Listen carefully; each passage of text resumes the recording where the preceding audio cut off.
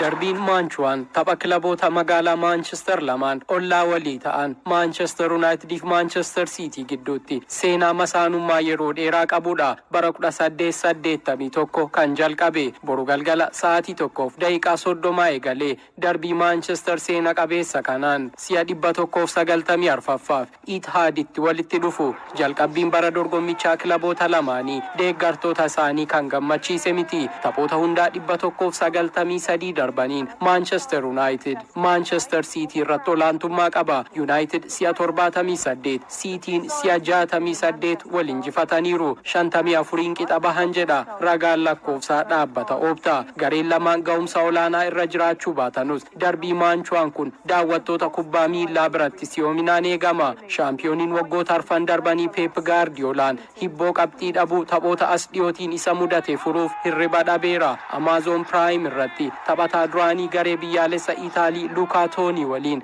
kibxata darbe afgaaffii taasise irratti qabxii dhabuu kilabichaatiin dhiphachaan jira. Hirriballee dhabee nyaatas na lageera jedhee erga dubbateen booda bariisa Champions Leaguein Juventusiin injifatame. Kaleessa immoo taphattoota sarara ittisaa 3 qofan qaba. Maal akkan godhu hin beeku. Tarii taphataa sarara gidduu yookaan qarqara fuulduraa duubatti deebiseen itti fayyadama ta'a jedheera. Ruben Diaz, Joshko Gvardiolii fi Kyle Walker qofaatu sarara ittisaa irratti fayyummaa guutuun Manchester City tajaajila. Rico Lewis adabbiin Manuel Akanji ammoo miidhamaan garichaa hir'ataniiru. Gama Manchester United Johnny Evans shaakala idilee jalqabeera. Miidhamni haaraan hin jiru jedhe leenjisaan garichaa Ruben Amorim. Liigichaan Manchester Cityn taphoota 15 keessaa qabxii 27 qabatee sadarkaa arfaffaarra, United ammoo qabxii 19 sadarkaa 13ffaarra jiru. Manchester United tapha 15 booda qabxii gadaanaa akkasii yoo galmeessisu seenaa hirmaannaa isaa Premier Leaguetiin isa gadaanaa yoo ta'u, Manchester Cityfis bara dorgommii 2010-11 asitti qabxii isa xiqqaa galmeessisedha. Manchester Cityn taphoota hundaa 10 darban keessaa tokko qofaan mo'ate,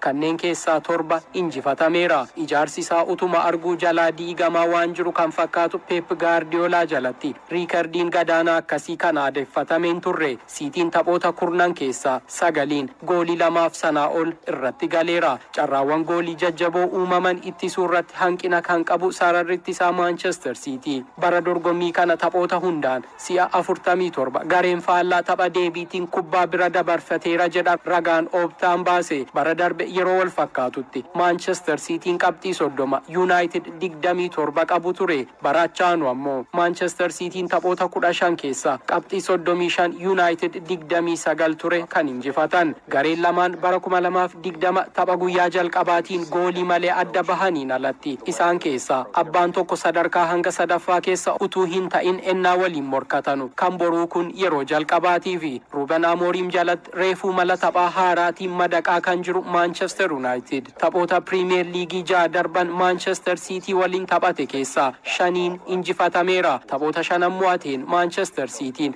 goolii 18 United irratti galche. United as dhiyoo taphoota liigichaa 3 gara Etihad deeme hunda goolii walii galaa 15-5 mo'atamee deebi'e. Ruben Amorim ji'a tokko dura Sporting Lisbon dursaa goolii 4-1 Manchester City qabxiitti mo'e. Darbii Maanchuwaan isa jalqabaa kanaan irra deebi'uuf falmata. Amorim tapha dura yaada laateen xiyyeeffannaan kiyya qabxii dhabuu Manchester City otoo hin taane rakkoo garee kiyyaa furuudha jedhe. Sky Sports barreeffama tapha dura ganama har'aa qabatee baheen akkas jedhe. Darbiin Maanchuwaan boruu kun tapha kilaboota gurguddaa lamaan akka odaa dagaaganii amma jigaa jiraniiti jedhe. Welcome to Manchester.